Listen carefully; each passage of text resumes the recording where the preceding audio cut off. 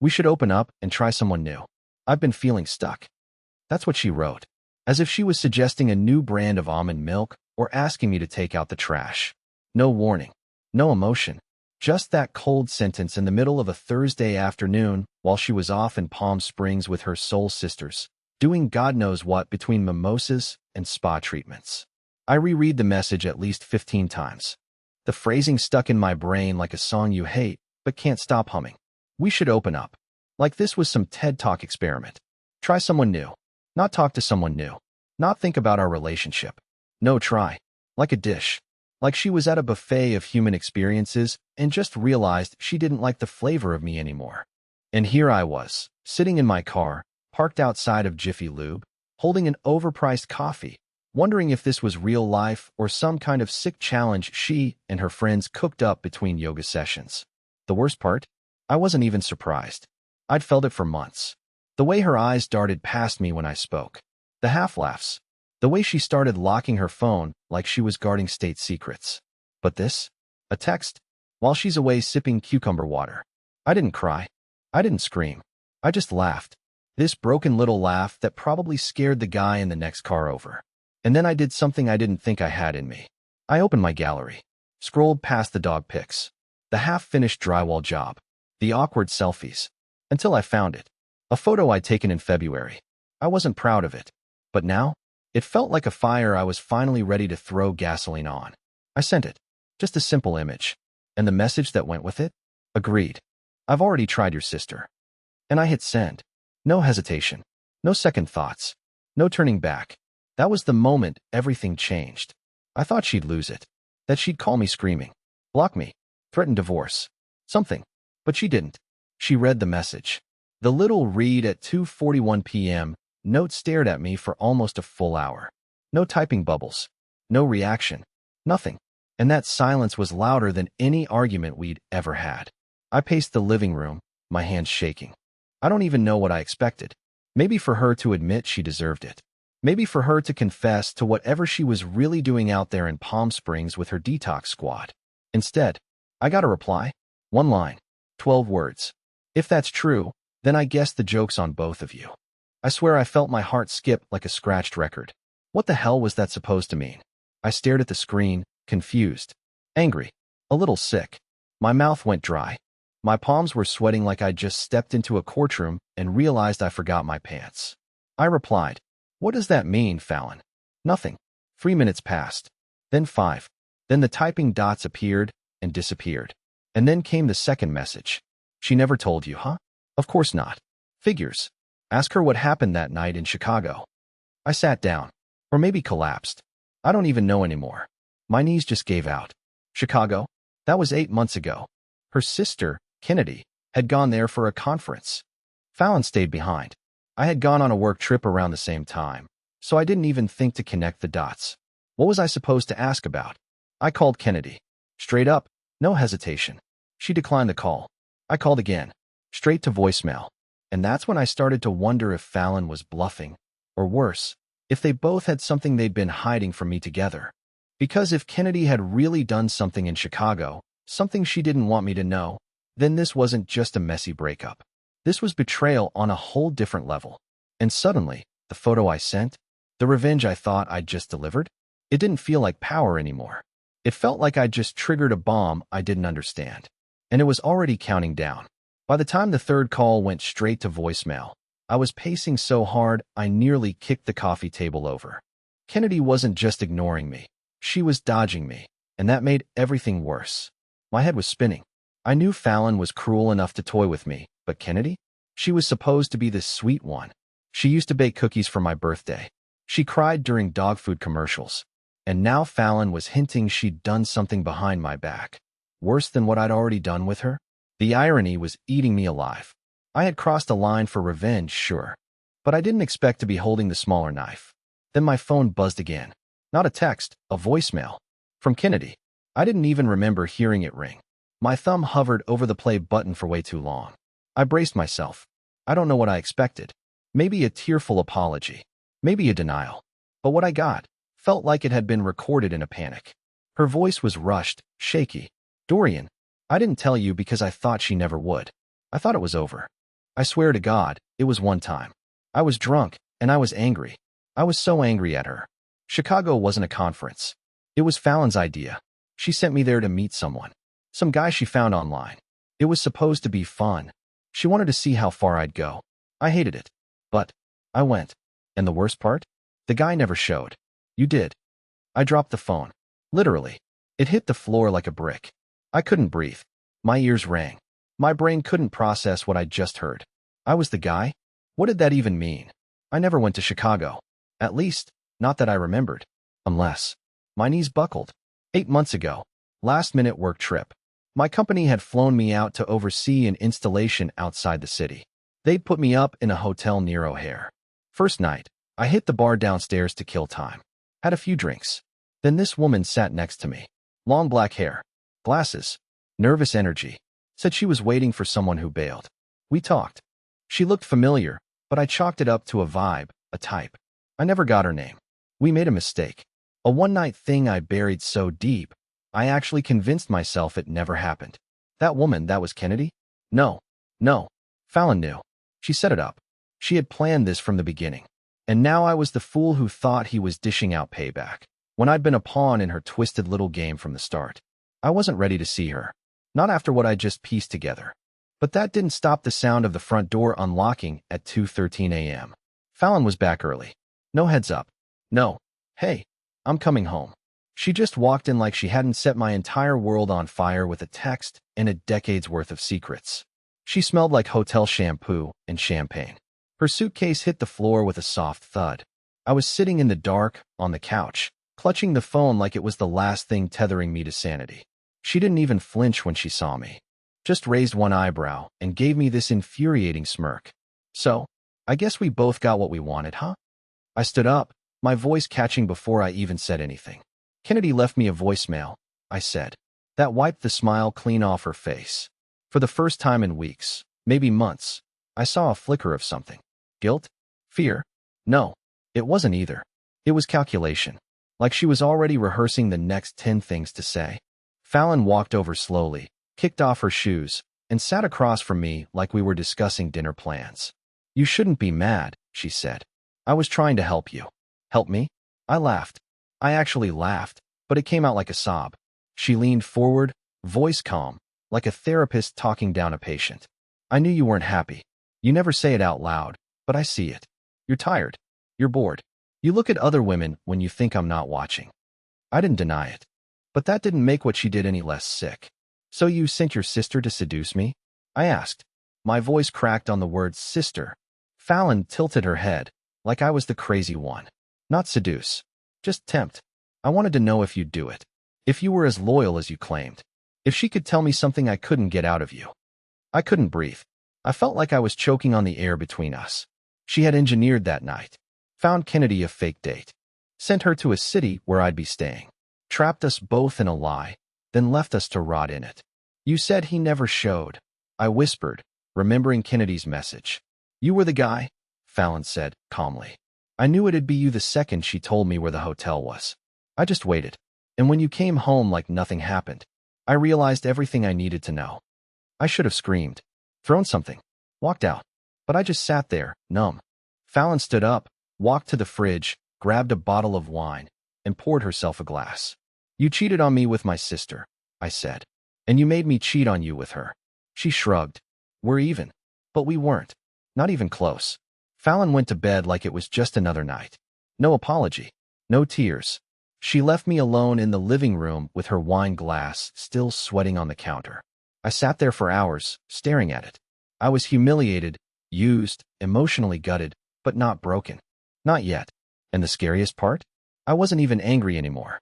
I was calculating. See, Fallon believed she'd outplayed me. That her little test proved I was just as low as she was. But I knew something she didn't. I knew exactly where all the skeletons were buried. Hers. Her sister's. Even a few she probably forgot existed. The next morning, I did what any spineless husband would do. I made her coffee. I kissed her cheek. I told her she looked rested. And she ate it up. She thought I had surrendered. She thought she'd won. But that same afternoon, while she was at her post-trip therapy session, aka lunch with the same friends who encouraged all this insanity, I made two very quiet phone calls. First was to a friend of mine, Jeremy, who worked IT for a family law firm downtown. He owed me a favor. I asked him what I'd need if I ever wanted to file for divorce and walk away with leverage. His answer was simple: proof, patterns, intent, the kind of data most people ignore until it's too late. The second call was to Kennedy. I didn't do it to threaten her. I didn't even want to yell.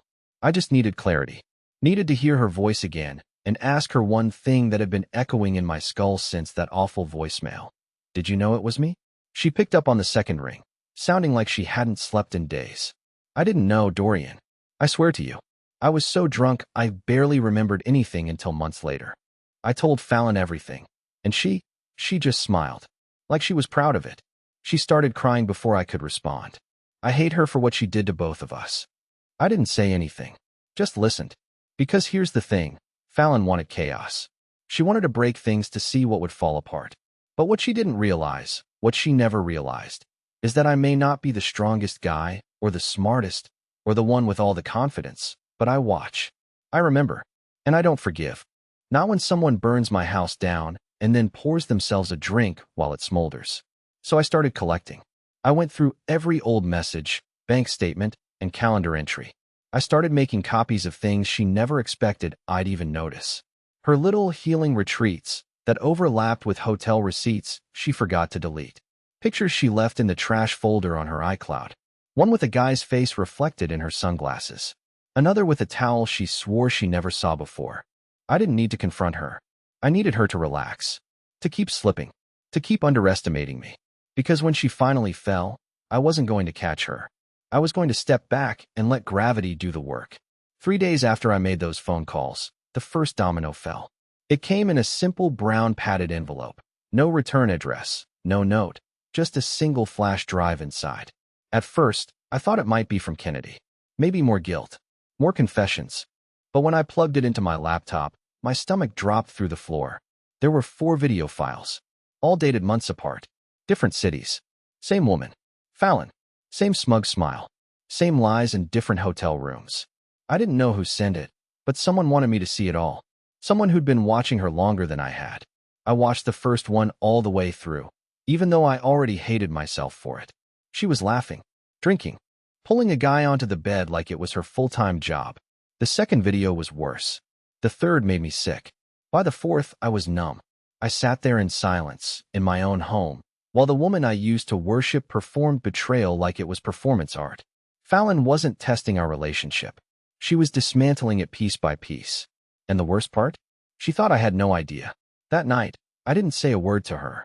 I let her talk about her friend's dog and how annoying her coworker was and how she might want to start a podcast. I nodded, smiled, let her believe I was still just Dorian, the harmless, mousy husband with no backbone. But inside, something had shifted. Something final. I copied the files to a separate drive, encrypted it, and placed it inside a manila envelope marked with one word: insurance. I slid it into my fireproof lockbox along with everything else I'd been collecting. The next morning, I mailed a copy to someone else. Kennedy. I didn't include a note. I wanted her to see what her sister really was. Not just the master manipulator, but a serial betrayer who had no loyalty to anyone, family included. I figured if Fallon had used her sister to trap me, maybe it was time Kennedy saw the full scope of the monster she'd been enabling. But what I didn't expect was how fast things would spiral once that envelope landed. 2 nights later, Fallon got a call while we were watching some garbage reality show. Her smile vanished. She paused the TV, stood up, walked to the other room. I muted the volume and listened. Her voice dropped to a whisper, but it still cracked through the walls. What did you see? No, Kennedy, stop. You're overreacting. That wasn't what it looked like. Kennedy, listen to me. And then the panic started. Fallon slammed the door to the bedroom and didn't come out for an hour. When she did, she looked pale, hollow, like she'd just seen a ghost holding a mirror. She didn't even look at me, just sat down and started picking at her nails, breathing hard. I wanted to ask her what was wrong. I wanted to watch her lie straight to my face again. But I didn't. I just said, long call. She nodded without speaking. I smiled. Cool. Want popcorn? Because what she didn't know, what she couldn't know, was that I wasn't done. That was just the first match. And I had a whole box left to strike. Fallon's 35th birthday was supposed to be her personal red carpet event. She planned it for weeks, rented out the rooftop of some pretentious downtown lounge, made everyone dress in earthy neutrals like we were auditioning for a cult catalog, and even hired a string quartet to play slowed-down covers of pop songs she pretended to hate but secretly loved. I played the part like a pro, smiled when I was supposed to, complimented her dress, even posted a photo of us together with some cliché caption. Everyone thought we were the golden couple, but by that night, half of them wouldn't even be speaking to her anymore. The plan wasn't even mine, not fully. See, after I sent Kennedy that drive, something shifted between us. She stopped avoiding me, started texting again. One message just said, "You're not the only one who wants her exposed." That's when I knew I wasn't alone. Fallon didn't just betray me. She left wreckage everywhere she went. Kennedy wanted payback too. And she had the missing piece I didn't. People. Family. Friends who'd heard rumors for years, but never had proof. She sent the files to 3 of them the morning of the party. So there we were. Rooftop lights glowing, expensive cocktails clinking, and Fallon basking in all the compliments about how radiant and glowing she looked. I stood beside her like a prop, the accessory husband. But I noticed it instantly, the shifting energy. A friend of hers, Megan, whispered something to another woman. One guy just stared at Fallon with this stunned, dead-eyed expression like he couldn't believe what he'd just watched. And then Kennedy showed up. She wasn't even invited. She wore black. No earthy neutrals, no effort to blend in.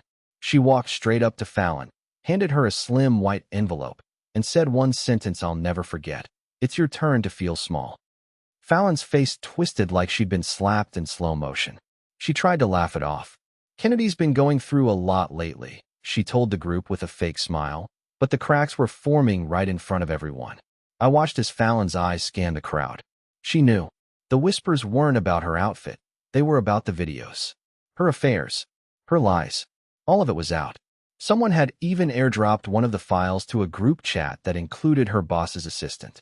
And then her phone buzzed. I watched her read the screen. I watched the blood drain from her face. "Meeting rescheduled. HR will speak with you Monday." Just like that, the career she built on charm and fake vulnerability began to collapse. She didn't say a word to me. Not at the party. Not on the way home. Not even when I opened the front door for her like a polite little traitor. She sat in the dark for hours while I showered, changed, and casually booked myself a room at a hotel nearby, just for space. I told her, "I think we should take a little time apart, just to clear our heads." She nodded slowly, staring at nothing. But I could tell something inside her was screaming. She thought she'd buried me. She didn't realize I'd been digging my way back up with a shovel made of her secrets. I didn't go home for 5 days. I let the silence settle like dust, let her sit in the wreckage she created. And during that time, I thought maybe she'd reach out, try to apologize, try to fix it, anything. But Fallon didn't call, didn't text, nothing. That's when I realized something important. She never believed she'd lose me. Not really. She thought I'd crawl back eventually, too weak to stay away, too spineless to demand better. She didn't understand the version of me she'd just helped create. On the 6th day, I came back, but not for her. I came back for the final cleanup. She was in the kitchen, sipping tea, acting like she hadn't just blown our marriage into 1,000 pieces. "You've had your space," she said, trying to sound calm, controlled. "Now let's talk like adults." I didn't even sit down. I handed her a folder. Inside, divorce papers, organized financial documents, and a copy of the footage. My lawyer, who she didn't even know I'd hired, had already reviewed everything. "I'm not here to talk," I said. "I'm here to make this clean. Simple. And fast." She stared at the papers like they were written in a language she didn't understand. "You're seriously doing this?" she asked. "After everything we've built?" I nodded. "Everything you built on lies." "Yeah, I'm done living under someone else's ceiling." She tried to pull the usual tricks, tears, guilt, gaslighting. "I was hurt too, Dorian. You cheated too." But her voice was hollow. She knew I wasn't playing that game anymore. I'd already won the only thing that mattered, clarity. As I walked out with the last box of my things, I stopped at the doorway. She looked smaller somehow, like the walls weren't holding her up anymore. And I didn't hate her. Not anymore. I just pitied the person who thought destruction was the same as strength. 6 months later, I'm living in a quiet apartment on the other side of town. I fixed up the kitchen myself. I adopted a dog. Started running in the mornings. I even joined a local woodworking class just because I could. No secrets. No lies. Just me, rebuilding from the ground up. And you know what? I like this version of myself better.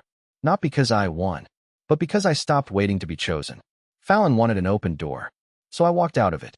And I never looked back.